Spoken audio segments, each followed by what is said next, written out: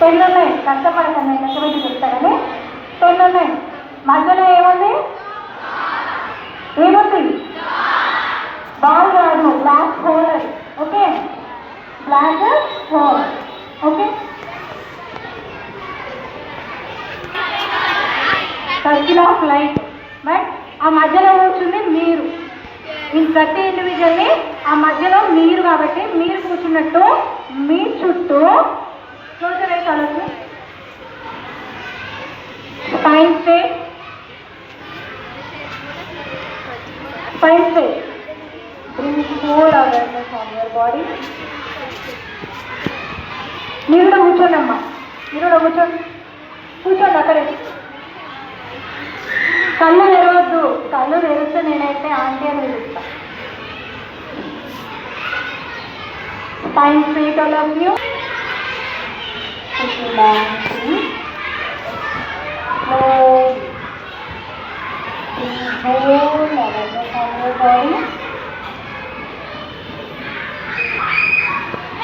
Keep the mind calm.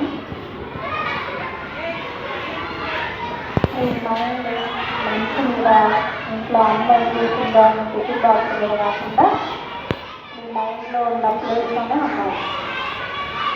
Okay, breathing slowly,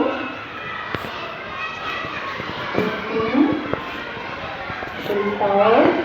ఇప్పుడైతే మీ రోజుని మిమ్మల్ని డిస్ట్రాక్ట్ చేస్తున్నారు, మేము దీనివల్ల చాలా ప్రభావితం అవుతున్నాం, డిస్ట్రాక్ట్ అవుతున్నాం అనుకున్నప్పుడు స్టార్ అంటే స్టార్ ఎక్కడ ఉంటుంది? ఎప్పుడైనా ఆకాశంలో ఉంటుంది.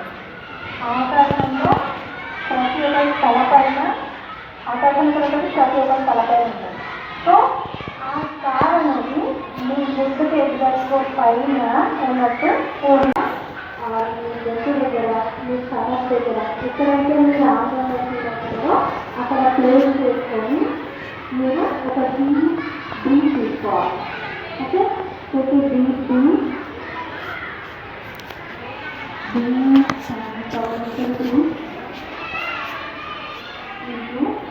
యువర్ బాడీ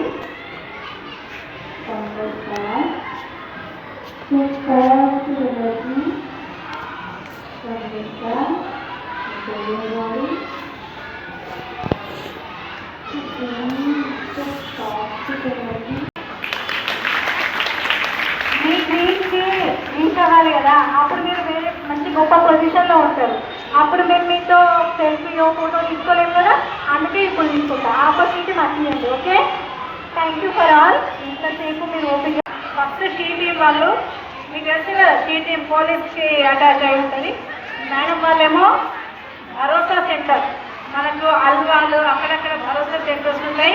మీకు ఎవరైనా ఎప్పుడైనా ఎక్కడ తల్లిదండ్రులు లేక ఇంకేదైనా ఇష్యూస్ వచ్చి కూడా మేము ఎక్కడ ఉండలేము అనే పరిస్థితిలో అంటే గవర్నమెంట్ భరోసా సెంటర్లను ఏర్పాటు చేసింది. అందులో మీకు హాస్టల్, ఫ్రీ హాస్టల్ ఉంటుంది, మన స్కూల్ కూడా ఉంటుంది.